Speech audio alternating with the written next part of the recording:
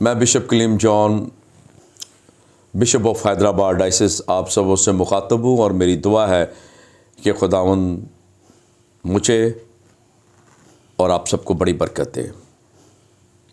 मेरे साथ आज जॉर्ज बूटा साहब तशरीफ़ फरमा है, जिनके साथ मैंने मुख्तलिफ़ बातों के बारे में गुफ्तगू की और उनकी राय ली, उनका लाइफ एक्सपीरियंस जाना और उन्होंने बड़ी तफसील के साथ अपनी ज़िंदगी के मुख्तलिफ़ पहलुओं के बारे में गुफ्तगू के दरमियान रोशनी डाली दौरान। अभी मैं उनसे चंद बातों की तरफ उनके ये तवज्जो दिलाना चाहूँगा, जिसमें सबसे पहली बात यह है कि मुझे पता चला है कि किस तरीके से उनका हम्बल स्टार्ट था, मेहनत की, कौन कौन लोग मददगार साबित हुए, उनकी अपनी मेहनत, इंटेग्रिटी, एक जॉब के बाद दूसरी जॉब, एक प्रमोशन के बाद दूसरी प्रमोशन, एक एलिवेशन के बाद दूसरी एलिवेशन। जॉर्ज साहब मुझे और व्यूअर्स को बताएं, जो हमारे क्रिश्चियन ऑडियंस है, वो कौन कौन सी जगह हैं जहाँ पर आप एक बड़े ओहदे पर फाइज रहे और क्या हैसियत हासिल की। मिसाल के तौर पे आपने कुछ जिक्र किया था कि अब भी आप कंसल्टेंट के तौर पर, ट्रेनर के तौर पे काम करते हैं, आप प्रपोज़ल लिखते हैं, पता नहीं कौन कौन सी चीज़ें लिखती हैं। थोड़ा सा हाईलाइट कीजिए ताकि मैं भी और मेरे व्यूअर्स जो ख़ास तौर पे नौजवान बेटे और बेटियां वो जान सकें। Thank you. Sure has well started as a management trainee. जब यूनिवर्सिटी से पास आउट हुआ जी तो जनरल ट्रायल्स में एज अ मैनेजमेंट ट्रेनी, लेकिन मेरी जो इख्तिताम हुआ है एज ए मैनेजमेंट एडवाइज़र। अच्छा, ये हाईएस्ट है? हाईएस्ट है। अच्छा। मैं मैनेजमेंट ट्रेनिंग और मैनेजमेंट एडवाइज़र। अच्छा। जो लास्ट जॉब मैंने की वो फिनलैंड का मैं एडवाइज़र था, मैनेजमेंट एडवाइज़र। फिर फिनलैंड का? फिनलैंड के लिए। अच्छा। जो फिल्म है ना, फिल्म फिनिश फिनलैंड की कोई कंपनी है? एक मिशन है, ठीक है, फिनिश इवेंजेलिकल लूथरन मिशन। ठीक है। वो गवर्नमेंट से पैसे लेके तो फिर पाकिस्तान में आप कह सकते हैं क्रिश्चियन ऑर्गेनाइजेशन? हाँ, ऑर्गेनाइजेशन या INGO, इसको क्या नाम दे सकते हैं आम सादा अल्फाज में? ये जो चीज़ है जहाँ आप एडवाइज़र थे, दैट वुड है तो वो INGO थी। जी जी। लेकिन वो गवर्नमेंट ऑफ फिनलैंड का पैसा लेके, जी जी, ऑफ कोर्स, कोई ना, हर INGO कहीं ना कहीं से तो पैसा लेती है, कोई प्राइवेट सेक्टर से, कोई गवर्नमेंट सेक्टर से लेता है। लेकिन मुझे उन्होंने जो ड्यूटी लगाई थी गवर्नमेंट के पैसे के लिए, फॉरेन मिनिस्ट्री ने, कि जो गवर्नमेंट की पोर्शन है पैसे, उसके लिए George you will have to monitor Pakistan, advice देनी है। एडवाइस देनी है, ठीक है, चूँकि मैनेजमेंट एडवाइज़र। हाँ, मैनेजमेंट एंड डेवलपमेंट एडवाइज़र। अच्छा, एंड डेवलपमेंट एडवाइज़र। तो वो that was my last job in between. और अभी ठीक है, और अभी आप किन किन कैपेसिटीज़ में काम कर रहे हैं, ख़ासतौर पर पाकिस्तान के अंदर? मुझे मालूम है डेवलपमेंट सेक्टर में आपकी स्पेशलिटी है, लेकिन उसमें NGOs भी हैं, INGOs भी हैं, चर्च ऑर्गेनाइजेशंस भी हैं और डायसिस भी रही हैं चर्च ऑफ पाकिस्तान की, और शायद और भी इदारे हों। वो कौन कौन सी ऐसे जगह हैं जहाँ आप अपनी खिदमात करते रहे और अभी रिसेंटली कर रहे हैं? या पास्ट में ऑफ कोर्स मैंने वर्ल्ड बैंक का मैं सर्टिफाइड ट्रेनर हूँ। अच्छा, वर्ल्ड बैंक का? वर्ल्ड बैंक की थी, IFC। वर्ल्ड बैंक का? वर्ल्ड बैंक के 3 इदारे हैं। ठीक है। एक तो IMF है जहाँ गवर्नमेंट जाती पैसा लेती है। जी जी। एक है IBRD, international bank for reconstruction and development. वो जब जिन मुल्कों में आफात आ जाती हैं या जंगें लग जाती हैं, उनकी बहाली के लिए वर्ल्ड बैंक का वो डिवीज़न है। वो उनको लोन देता है, लेकिन हल्की कॉस्ट पे, और लेकिन दौरानिया बहुत लंबा होता है, 20 साल 25 साल। हेल्प आउट करते हैं ना? हाँ जी, हेल्प आउट करते हैं ताकि इजी इंस्टॉलमेंट्स पे वो दे सकें, पे बैक कर सकें। और वर्ल्ड बैंक का तीसरा इदारा है IFC, international finance corporation. International finance, ये उनका तीसरी डिवीजन है। और आपकी यहाँ पर? मैं इस डिवीजन में थे, अभी नहीं है? अब नहीं, इस वक्त नहीं हूँ, लेकिन कब वो जब मेरा बाईपास हुआ, फिर वाइफ की डेथ के बाद आई कैब अप, ये इतना फिर लोड नहीं हो सकता, फिर ट्रैवल भी। हाँ, तो फिर मुझे अपने ऊपर ज़्यादा तवज्जो करनी। इधर आपको क्या पोजीशन मिली थी? That was certified trainer. Certified trainer, IFC world bank. जैसे IMF वर्ल्ड बैंक कहता है, IFC वर्ल्ड बैंक। जब हम कहते हैं ना सर्टिफाइड ट्रेनर, तो मेरे जैसा भी इंसान इसके बारे में क्लियर नहीं है। सर्टिफाइड ट्रेनर तो बड़े ट्रेनर मिलते हैं, लेकिन अगर आप वर्ल्ड बैंक के इस डिपार्टमेंट में हैं तो सर्टिफाइड ट्रेनर, इसकी क्या वैल्यू, क्या अहमियत है, क्या इसका वेट है, थोड़ा सा बताएं मुझे। सिंपल, जो IMF है वो गवर्नमेंट को पैसे देती है, ठीक है, और IBRD वो भी गवर्नमेंट को पैसे देते हैं जिन मुल्कों में फात आ जाती हैं। लेकिन IFC जो है ही international finance corporation, which means commercial है, ठीक है, ये उन मुल्कों को वर्ल्ड बैंक देता है पैसे जो डेवलपिंग कंट्रीज़ में इंफ्रास्ट्रक्चर डेवलप करते हैं। Infrastructure means railway private sector में ला रहे हैं, या मोटरवे बना रहे हैं, या यूनिवर्सिटी कोई बना रहे हैं, या बड़ी शुगर मिल लगा रहे हैं, पेपर मिल लगा रहे हैं, बेस बनाते हैं ना, इंफ्रास्ट्रक्चर। हाँ, मुल्क का इंफ्रास्ट्रक्चर, पेपर मिल नहीं है वो लगा रही है, पावर प्लांट भी, जिससे इकोनॉमी और कंट्री मजबूत हो पूरा सके, मुल्क जो है उसे बेनिफिट करे, उसको कहते हैं वो इंफ्रास्ट्रक्चर। ठीक है, ठीक है। तो इंफ्रास्ट्रक्चर बनाने के लिए जो प्राइवेट कंपनीज काम करती हैं वो उनको लोन देते हैं, किस तो वो उसमें उनको जो लोन देते हैं वो भी सॉफ्ट लोन्स होते हैं। सॉफ्ट लोन कराता है, यानी हाँ जी, हल्की कीमत है लेकिन दुरानियाँ ज़्यादा है, इंस्टॉलमेंट भी छोटी है और दुरानियाँ भी ज़्यादा होता है, और शायद मार्कअप भी थोड़ा ही होगा, बहुत थोड़ा होता है, हाँ मिनिमम ना,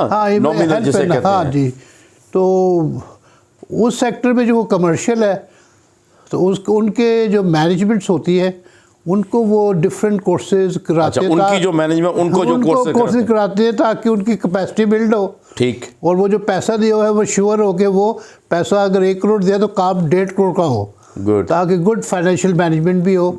और फिर जो शेड्यूल बना हुआ है वो प्लांट लगनी है, तैयार होनी है, प्रोडक्शन होनी है, तो जो ये सर्टिफाइड ट्रेनर है वो ऑथराइज होता है कि जो कोर्स वो कराना चाहती है वर्ल्ड बैंक, वो फिर डिज़ाइन करते हैं हम, फिर वो अप्रूव होता है, फिर हम जाके करा के आते हैं। तो ये वर्ल्ड बैंक की तरफ से आपको ये टाइटल मिला हुआ था कि आप सर्टिफाइड ट्रेनर हैं IFC के थ्रू, जो कंट्रीज में वो फाइनेंस करते हैं प्राइवेट सेक्टर को, उनको हाँ, उनकी कैपेसिटी बिल्डिंग, उसके लिए वर्ल्ड बैंक ने आपको ये टाइटल दिया था, ये पोजीशन सर्टिफाइड की हुई है। ठीक ठीक, So that is my highest achievement in the world, Kale. Not in Pakistan, but the world. Okay. So we have to compete with the world. So I got selected for Pakistan, Pakistan, Afghanistan and Yemen. Good. क्योंकि जो Islamabad office है इन 3 को देखता है, 3 मुल्कों को। जी जी, ठीक है। तो जॉर्ज साहब, मैं दोबारा आपने उसी सवाल पे आना चाहूँगा और हाईलाइट करना चाहूँगा, फोकस भाई, कि आपने दूसरी जगहों पे एजुकेशनली काम किया और फिर हाईएस्ट जो पोजीशन थी वो मैनेजमेंट एडवाइज़र थी, एक डेवलपमेंट भी, एक फिनलैंड की INGO, ठीक है ना, किसी भी शक्ल में लोग ताकि आराम से समझ सकें। और फिर आपने वर्ल्ड बैंक में भी एक बहुत बड़े ओहदे पे काम किया, सर्टिफाइड ट्रेनर। इस दोनों पोजीशनों सॉरी आने के ऊपर जो आपने अचीव किए, हम खुदा का शुक्र अदा करते हैं, जो हमारे लिए एक बहुत बड़ा नमूना है, और खुदा करे आपकी तरह और बेशुमार हमारे नौजवान बेटे और बेटियां यहाँ तक पहुँचे, बल्कि मेरी तो ख्वाहिश है इससे भी आगे जाएं, इससे भी आगे जाएं, ठीक है ना। तो खुदा की ऐसा मुमकिन करेगा, बशर्ते कि हम भी अपनी मेहनत जारी रखें और खुदा पर अपने ईमान को हमेशा कायम रखें और उसकी परस्तश करें, इज़्ज़त करें, ताबेदारी करें और उसके हुक्मों पर चलें। हम ये सारे काम छोड़ के अपनी मेहनत पे काम करते हैं। मुझे कलाम मुक़द्दस की एक आयत याद आती है, ज़बूरों में है कि जंग के लिए घोड़ा तो तैयार है, फतह याबी खुदा की तरफ से है। घोड़ा भी तैयार कर लेते हैं हम, और जो उसके ऊपर सिपा सलार होता है वो भी तैयार है, और उसके पास हथियार भी है, सब कुछ है। कामयाबी गारंटी नहीं है, कामयाबी खुदा की तरफ से होती है। ये बाकी जो 3 काम है वो हमें करने हैं, वो एक्वायर करना है, वो हमारा काम है, वो हम करने नहीं चाहते, ब्लेस करना उसका काम जी। और हम कामयाबी हासिल करना चाहते हैं, नहीं मिलेगी कामयाबी मेरे भाई। मैं फिर रिपीट कर रहा हूँ, जंग के लिए घोड़ा तो तैयार है, मगर फतह याबी खुदावंद की तरफ से होती है। आप सब कुछ करें, ये आपके लिए ज़रूरी और लाजमी है। Yet we depend on God's mercy कि वो हमें कामयाबी दे, फतह याबी दे। लिहाजा अब कहने का मतलब ये है कि खुदा के साथ जो हमारा लिंक या रिलेशनशिप है वो नहीं ख़त्म होना चाहिए। वो है जिससे मुराद अगर मेरा या इनका खुदा के साथ ताल्लुक़ है तो उसी के मुताबिक हमारी ज़िंदगी होनी चाहिए, जिसमें हमारी इंटेग्रिटी आती है, ऑनेस्टी आती है, हार्ड वर्किंग आती है, गुड कैरेक्टर आता है। जी जी, फिर उसको खुदा बरकत देता है ना, जब हम उन सारी सलाहियत से काम करते हैं। जी, दैट इज़ अ ब्लेसिंग। जी, लास्ट क्वेश्चन, यहाँ तक पहुँचने के लिए आप पहुँच गए, ज़रूर जुस्तजू की, क्या आपके साथ कोई डिस्क्रिमिनेशन हुई जो हाईलाइट हो सकती, या किसी ख़ास शख्स ने आपकी टांग खींचने की कोशिश की हो, या रुकावट बना, या आप किसी ख़ास शख्स के तौसब का शिकार हुए जो कि क्रिश्चियन नहीं है और ख़ास तौर पे वो मुसलमान हो? क्योंकि मेरी सारी तवज्जो यहाँ की जो मेजॉरिटी लोग हैं मुसलमान, उनके हवाले से है। मैं जानना चाहता हूँ कि जब एक शख्स हम्बल स्टार्ट आज़म बस्ती के एक रिमोट गली के अंदर गरीब माँ बाप का, मैं शायद मुनासिब नहीं समझ रहा उनकी जॉब को डिफाइन करने के लिए वो कितने गरीब थे कि घर में बिजली नहीं थी, वहाँ से उठ के फिनलैंड कितनी बड़ी आईएन जो कि management adviser and development adviser बन के, और वर्ल्ड बैंक के सर्टिफाइड ट्रेनर, और आज मेरे साथ तशरीफ फरमाए। कैसे, क्यों नहीं लोगों ने इनकी टांगे खींची, क्यों नहीं रुकावट बने, क्यों नहीं तौसब का शिकार बने? क्या ये स्पेशल थे? ये स्पेशल थे या खुदा की वफादारी स्पेशल थी जो मैं हर चीज़ से बचाती है, ना सिर्फ नज़ले ज़ुकाम से जिसके पीछे हम पड़े रहते हैं। खुदा हमें हमारे दुश्मनों से बचाता है, लोगों के गलत इरादों से बचाता है, लोगों की नफरत से और तौसब से बचाता है, हमारे दुश्मनों को हमारे लिए हमदर्द बना देता है, मामन और सलाहकार बना देता है। मुझे कोई मिसाल दीजिए, मैं जानना चाहता हूँ। आई हैव नेवर फेस्ड, खुदा की फजल रहा है। लोगों ने आकर बोला कोई जौहर साहब ये प्याला आपका या गिलास है, मेरे साथ बैठ के खाना नहीं खाना, या आप अपना प्याला उधर रखें, या जौहर साहब ये मेरा प्याले की रंगत फ़र्क है, आपने ये नहीं इस्तेमाल करना। क्या ऐसा भी कभी हुआ है जिस लेवल पे आपने आके काम किया? मुझे मालूम है ये काम गली मोहल्लों में होता है, पंजाब के छोटे कस्बों में होता है, होटल्स में होता है, रेस्टोरेंट्स में होता है, मैं ऐसा डिनाई नहीं करता, होता है। लेकिन जिस स्टेज पे आज़म बस्ती से निकल के यहाँ तक पहुँचे, मैं उस सफ़र के बारे में बात कर रहा हूँ। ऐसा आपके साथ तसव्वुर हुआ है? तसव्वुर मतलब मेरे, और हो भी सकता है, कोई एक फर्ज कर सकता है, ऐसा कोई ये नहीं है कि ना भी हो, ऐसी कोई बात नहीं है। क्या हुआ है, वो जो सिलेक्शन थी ना मेरी कोकोला इंटरनेशनल में, वो मेरे कागज़ पहुंचते नहीं थे। जो आप बासनी थोड़ा सा इसको हाईलाइट कीजिए, इस नुक्ते को। वो मैंने ऑब्जर्व किया, वो डिस्क्रिमिनेशन एक वन ऑफ इंसिडेंट है, और वो इस पूरे करियर में, हाँ, वो पूरे सफ़र में, वो सिलेक्शन प्रोसेस में जब मैंने जो बताया था कोकोला, मैंने अपने पेपर भेजे, हॉस्पिटल के बेड से ही अप्लाई कर दिया। फिर वो मैंने जब ट्रैवल किया, वो तो खाने वाल पे अब्बास अली खान मिल गए, तो उन्होंने कहा कि मैं वो तो आई हूँ एक जॉब हमारे कंपनी में, वाई डोंट यू अप्लाई? मैंने कहा मैंने अप्लाई कर दिया है। तो वो मैंने आपको पहले जिक्र किया था ना कि मैं पेपर वो क्या, तो वो उससे बताया मुझे 8-9 दिनों बाद कि आपको तो पेपर ही नहीं पहुँचे यार, क्या कर, दोबारा भेजो। मैंने बात की है, वो कहते हैं अगर अच्छा कैंडिडेट तो मंगवाओ। वो भेजे, वो भी नहीं पहुँचे। उसे फिर फ़ोन किया, यार अभी भी नहीं पहुँचे, फिर भेजो, फिर भेजे, फिर भी नहीं पहुँचे। फिर याद है मुझे पहले बताएगा बासनी खाने का, यार वो आज मैं इधर आया हूँ, मेरी मामा का ऑपरेशन है, और शाम को तुमने अब मेरे बहन को घर पे होगी, उसको पेपर पूरे दे देने, मैं 9 बजे की फ़्लाइट से वापस जा रहा हूँ लाहौर। वो पेपर लाया तो मैं प्रोसेस में आ गया और मेरी सिलेक्शन भी होगी अल्टीमेटली। तो अब वो वाक़या बता रहा हूँ डिस्क्रिमिनेशन का। जब मैं वहाँ कंपनी ज्वाइन कर ली, and I was running after looking after the 5 plants, एक दिन जो मेरी सेक्रेटरी थी मिसेस हुसैन, बहुत काम, मिसेस हुसैन, हाँ मिसेस हुसैन बहुत काबिल थी, वेरी नाइस पर्सन। ठीक है, वो किसी डायरेक्टर की सेक्रेटरी थी? नहीं मेरी थी। नहीं, वो बाद में आपकी बनी ना? हाँ, नहीं वो बाद में मुझे ही अलॉट मिल गई मुझे उस पोजीशन पे। अच्छा, ठीक है, जिस पोजीशन पे आप गए थे उससे, आई हैड टू, 5 प्लांट्स का काम है, तो I had to get it secretary. ठीक है, आपके उस ओहदे की वजह से आपको एक सेक्रेटरी मिली थी जिसका नाम था मिसेस हुसैन, और इत्तेफाक से ये वो सेक्रेटरी जिसका नाम मिसेस हुसैन है, उसने क्या कारनामा सर अंजाम दिया वो मैं जानना चाहता हूं। वही बताना चाह रहा हूँ, डिस्क्रिमिनेशन। व्यूअर्स जरा गौर से सुनिएगा। हाँ, वो एक दफ़ा उसने कोई रीज़न था, 1 हफ्ते की छुट्टी ले ली। ठीक, 1 वीक लीव ली।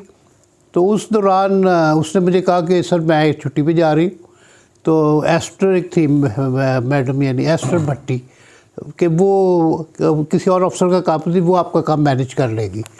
मैंने कहा ठीक है। तो मैं उस हफ्ते मतलब अपने ऑफिस में काम कर रहा था, तो एस्टर ने मुझे को 2 दिन बाद कहा कि sir can you come to my room, कुछ आपके पर्सनल पेपर्स पड़े हुए हैं जिसको मैंने देखा और मैंने कहा ये तो सर खुद ही उठा ले, तो बताएं क्या करना है, यहाँ पे क्या कर रहे हैं। तो वो मैं गया तो मैंने दूसरे मुझे बताई ये इस पर देख ले, वो मैंने सारे देखे तो वो वाले पेपर्स थे जो मैंने एप्लीकेशन भेजी थी, बार बार भेजी थी, वो सारी वो इकट्ठी पड़ी हुई थी, लेकिन वो जिन तक पहुंचनी थी वहां तक नहीं जा रही थी, फाइल में नहीं लगती थी।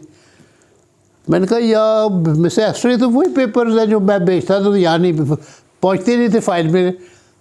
3 दफ़ा भेजे हैं, चौथी दफ़ा भी फिर अब्बास अली खान खुद लेके आया था कराची से, तो वो फाइल में लगे थे।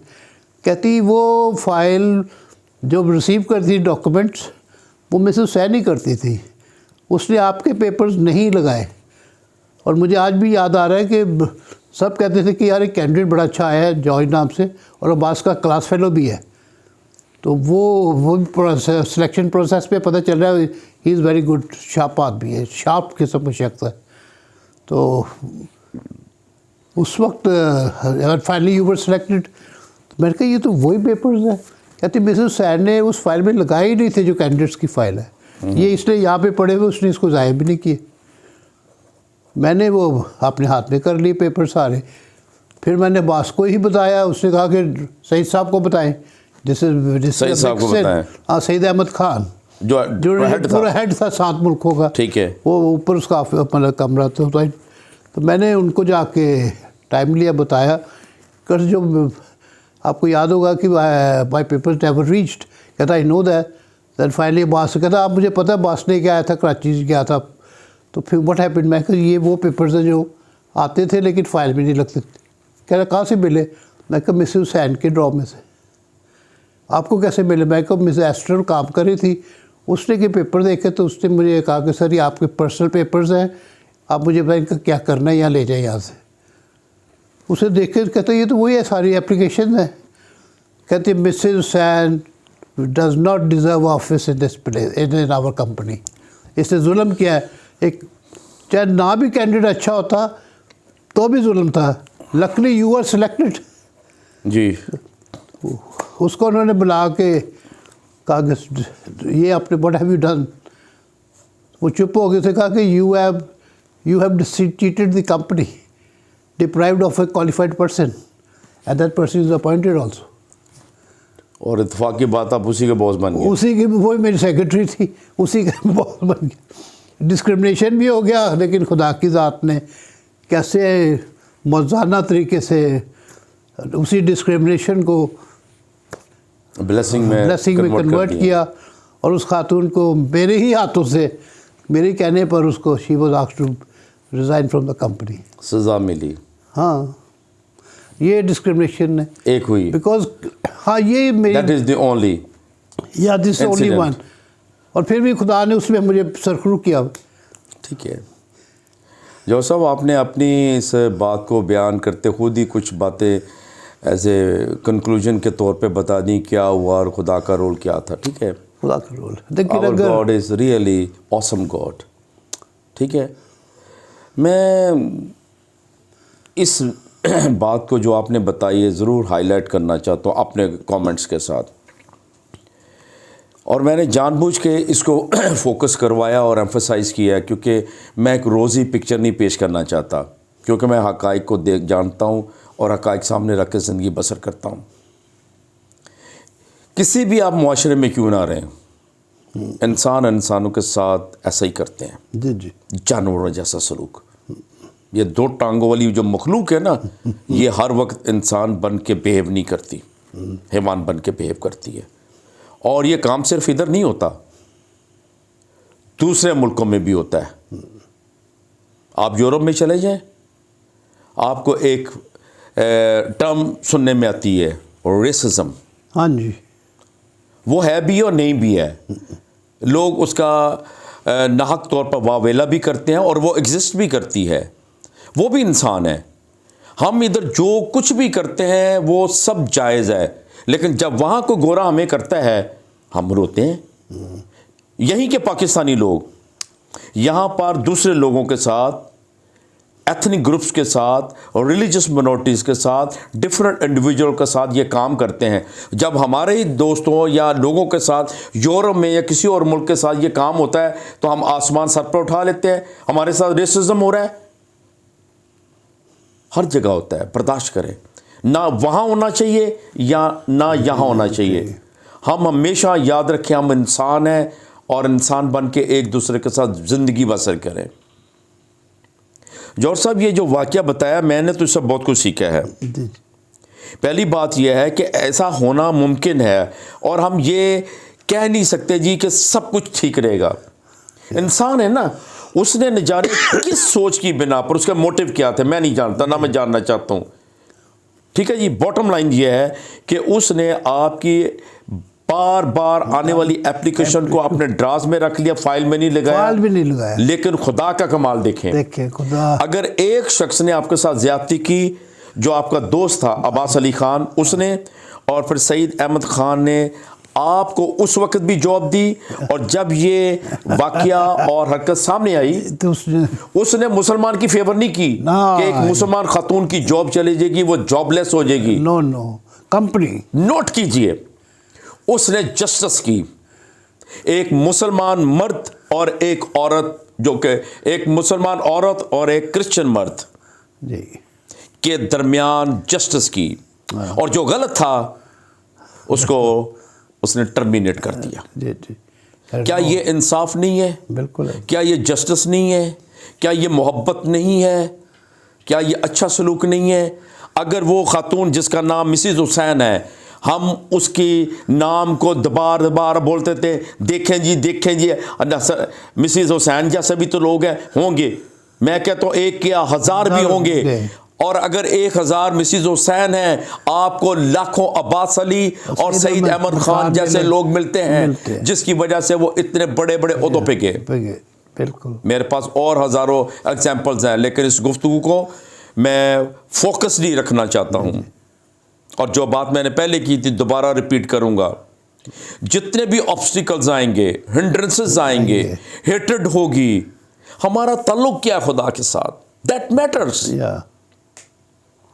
खुदावंद ने जॉर्ज साहब की मदद की, नो डाउट। एप्लीकेशंस फाइल में नहीं लगी, उसके बावजूद जॉब दी, और वो चीज भी रिवील हो गई, मंजरे आम पे आ गई, मुजरम पकड़ा गया। और उसने तफाक देखे, जिस खातून ने ये काम किए, खुदा ने जॉर्ज साहब को उसी का बॉस बना दिया, उसी का बॉस बना। क्या बात है। हम अपने खुदा को जानते नहीं हैं, हमने बस चंद एक बातें सामने रखी हुई हैं और उसी की क्या कहते हैं राग लापते हैं। अपने खुदा को जाने कितना पावरफुल है, ऑलमाइटी गॉड संभालता है अपने लोगों को, संभालता है। मैं इससे बड़ी और क्या मिसाल दूं।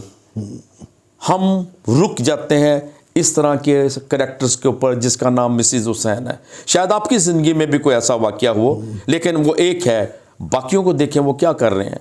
आपके हमदर्द बनते हैं, आपके डिफेंडर बनते हैं। उर्दू में इसके लिए बड़ा एक ख़ास लफ्ज़ है जो आजकल इस्तेमाल नहीं होता है, खुदा के मुक़द्दस कलाम में है, वह है दादरस। और दादरस का मतलब होता है डिफेंडर और जज भी, और ये खुदा की सफ़ात में है। जब मैं किसी को डिफेंड करूंगा, जब मैं किसी के सामने रखते हुए सही जजमेंट करूंगा, तो मैं वो काम कर रहा होता हूं जो खुदा के मुकद्दस कलाम में खुदा के हवाले से बयान किया गया है। हमने उसके नक्शे कदम पे चलना है। हम नहीं कई दफ़ा चलते, गैर कौम चलती है। सईद अहमद खान जो टॉप पे था, उसने इंसाफ किया बिटवीन एक फीमेल मुस्लिम एम्प्लॉई और एक मेल क्रिश्चियन एम्प्लॉई। उसने फेवर क्रिश्चियन एम्प्लॉय को की, इंसाफ की बुनियादों पे। मैं खुदा का शुक्र अदा करता हूँ अब्बास अली जैसे लोगों का, सईद अहमद खान जैसे लोगों का, जिन्होंने नजमुल हसन शील्ड बनकर इनके सामने खड़े हो गए और हाथ पकड़कर बड़े ओहदों पे बैठा दिया। वो तसब का शिकार नहीं हुए। हम पॉजिटिविटी के साथ अपनी ज़िंदगी बसर करें, ना सिर्फ इस मुस्लिम मुआशरे में, पाकिस्तान में, बल्कि चर्च के अंदर, अपनी कलीसियाओं में, अपनी डायसिस के अंदर, अपने घर के अंदर, अपने खानदानों के अंदर, अपनी बरादरी के अंदर, ज़रा आप आंखें खोल के देखें कहाँ कहाँ हमें तौसब मिलता है और हमारा अपना ज़ाती रोल बसा औकात हूबहू मिसेस हुसैन की मानद होता है। मुझे मालूम है कि चर्चेस के अंदर, अदारों के अंदर मसीहियों का क्या रोल है। मसीही के पीछे छुरा लेके घूम रहा होता है, कब मौका मिले इसकी पीठ पीछे मैं छुरा घोंप दूं। हमें वो लोग नजर नहीं आते। हमें आएगी नजर तो घूम फिर के मिसेस हुसैन नजर आएगी। कितने नाम लूं मैं? नाम लूंगा पौड़ा पड़ जाएगा। बिशे साहब आपने कैमरे के सामने हमारा नाम ले दिया है। मैं बहुत कुछ जानता हूं। खुदावंद मेरी मदद करे कि मैं अपनी कौम के लिए, अपने नौजवानों के लिए, बेटे बेटियों के लिए, बच्चों के लिए, एडल्ट्स के लिए वो पैगाम पेश करूं जिससे उनकी रहनुमाई हो, मदद हो और हम एक अच्छे सेहतमंद ज़हनियत के साथ, मुस्बत ज़हनियत के साथ इस मुल्क में अपनी ज़िंदगी बसर करें। और जब हम ग्रम्बलिंग छोड़ देंगे, नेगेटिविटी छोड़ देंगे, बताऊं उसका रिज़ल्ट क्या होगा? फिर हम लायक तौर पर अपने खुदा की इबादत और परस्तश करेंगे और उसका क्रेडिट खुदा को देंगे। जिस खुदा ने अब्बास अली को और सईद अहमद खान को जॉर्ज साहब के लिए इस्तेमाल किया, खुदा का कमाल है। मेरे अजीज़ों, अपने खुदा को जाने, उस पर तकिया रखें। और मैं अपनी गुफ्तगू उसी आयत से कंक्लूड करना चाहूँगा। जंग के लिए घोड़ा तो तैयार है मगर फतह या भी खुदावंद की तरफ से। बिल्कुल ठीक। हम कभी घोड़ा भी नहीं होता हमारे पास, ना हम सिपा सलार बनते हैं, ना हमारी तैयार होती है, ना हमारे पास हथियार है, ना घोड़ा है। कामयाबी चाहते हैं, कामयाबी नहीं मिलेगी। हमें अपना काम करना है। जब हम अपना काम करेंगे तो फतह याबी की गारंटी खुदावंद की तरफ से मिलती है। जॉर्ज साहब, आपके साथ जितना भी आज हमने वक्त गुजारा, गुफ्तगू की मुख्तलिफ ज़िंदगी के पहलुओं पर और मसाइल के ऊपर, बहुत ज़्यादा हेल्पफुल है। आई होप कि आज का ये वक्त यकीनन रायगा नहीं जाएगा। मैंने बरकत पाई है, लोग बरकत पाएंगे और इस पैगाम को मैं मुल्क पाकिस्तान के तूलो अर्ज़ तक पहुंचाना चाहता हूं। आमीन। ताकि लोगों की ज़हनियत जिसमें नेगेटिविटी भरी हुई है उसमें पॉजिटिविटी लेके आई जाए, ताकि जिस मुल्क में खुदावंद ने हमें आबाद किया है हम यीशु के नाम को जलाल देने के लिए अपनी ज़िंदगी को बर्दाश्त करें, सब बसर करें। आखिर में बात कहूँगा, क्या हुआ अगर यीशु के नाम में हम तकलीफ़ उठाते हैं? क्यों नहीं दुख उठाते? क्यों नहीं तकलीफ़ उठाते? इमाल की किताब में मुकद्दस पतरस उससे साथियों को जब सज़ा का हुक्म दिया गया, कोड़े मारे गए और न जाने क्या क्या उनके साथ ज़्यादती हुई, जब वो बाहर निकले, पढ़ के देखें क्या लिखा है। उन्होंने कहा कि हम तो खुशनसीब हैं, हम इस लायक तो ठहरे कि यीशु के नाम की खातर बेइज्जत हो सके। That's the privilege, honor. उन्होंने कहा अब हम क्वालिफाई कर गए हैं, क्वालिफिकेशन मिल गई, अब ये सिलसिला शुरू हो जाए। जितनी बार बेइज्जती होती है हमारी ही हो, क्योंकि हमने क्वालिफाई कर लिया है। यार क्या हो गया हमें? हम कलाम की वो बातें सुनते पढ़ते हैं जिसमें दे जिसमें मिलता है। ये बातें क्यों नहीं हम पढ़ते? हम पतरस की मानद क्यों नहीं बन सकते कि हम जब सताए जाते हैं यीशु के नाम पे? अगर जॉर्ज साहब की एप्लीकेशंस को रोका गया तो यीशु के नाम की वजह से हुआ। He was a nice Christian, integrity, good character, George, और ऊपर से बूटा, यानी कि पंजाबी। बूटा नाम पंजाबियों को होता है, ठीक है। हम सीखें कि हमने यीशु के नाम से दुख उठाना है। गिना जाता है जी जी इस नाम से। जी जी, बूटा बोलेंगे तो पंजाबी और लोअर क्लास पढ़ी लिखी लोगों का नाम बूटा नहीं होता जी। ये मैं भी जानता हूँ और आप भी जानते हैं कि लोअर क्लास है। और ये बूटा फलदार दरख्त बन गया है जिसकी छांव में हम सब बैठते हैं, लोगों को सिखाते हैं, ट्रेनिंग देते हैं और ऐसा अच्छा नमूना दिया है जो सबके लिए मशले रहा है। आमीन। सीखें, खुदावंद आपको बरकत देगा। बहुत शुक्रिया। इस गुफ्तगू को मैं दुआ के साथ कंक्लूड करना चाहूँगा। जी, खुदा बाप, हम तेरा शुक्र, तेरे नाम की तारीफ़ करते हैं इस लिविंग एग्जाम्पल के लिए, जो कि मेरे लिए तो कम से कम एक लिविंग लेजेंड है। खुदावंद तूने अपने बंदा को बहुत ज़्यादा इज़्ज़त दी, तरक्की दी, सरफराजी दी। जंग के लिए घोड़ा तो तैयार है, फतह या भी खुदावंद की तरफ है। उसने शुरू दिन से मेहनत की, तगदो की, अपने आप को कुर्बान कर दिया यहाँ तक पहुँचने के लिए, और तूने सरफराजी दी, कामयाबी दी, दुश्मन के तमाम हमलों और हरबों से बचा के रखा। खुदावंद आज जितनी भी गुफ्तगू हुई है उस पर तेरी बरकत हो, और बख्श दे आज का ये वक्त वेस्ट ना हो, रायगा ना जाए, बल्कि इसका यकीनन हमें फ़ायदा पहुँचेगा। लेकिन हम इस पर तेरी बरकत चाहते हैं। खुदावंद तू जॉर्ज साहब को सेहत, तंदुरुस्ती और ज़िंदगी बख्श दे, ताकि वो तेरी खिदमत कर सकें, लोगों की खिदमत कर सकें। मैं उनके ख़ानदान के लिए भी दुआ करता हूँ, उनके बेटे के लिए और बेटी के लिए, और फिर आगे उनकी औलाद के लिए। उनको भी बरकत दे और हमें तौफीक दे कि हम इनकी ज़िंदगी से सीखने की कोशिश करें, ना सिर्फ प्रोफेशन के बारे में, ना सिर्फ टेक्निकल चीज़ें, ना सिर्फ एकेडमिक चीज़ें, बल्कि ख़ानदानी ज़िंदगी के बारे में भी, कि किस तरीके से अपनी वाइफ को तरजीह देनी है, बच्चों को तरजीह देनी है, उनकी परवरिश के लिए, उनकी तालीम और तरबियत के लिए। खुदावंद तुम्हारी इन तमाम दरख्वास्तों और मुनाजात को सुन और कबूल कर। ये सब कुछ मांगते हैं तेरे बेटे अपने खुदावंद यीशु मसीह के नाम में, आमीन। हमारे खुदावंद यीशु मसीह का फजल, खुदा बाप की मोहब्बत और पाक रूह की शराकत तमाम ईमानदारों के साथ, और आज बिलखुसूस जॉर्ज बूटा साहब के साथ अब से लेकर हमेशा तक होती रहे। आमीन, आमीन, आमीन। ग्रेट।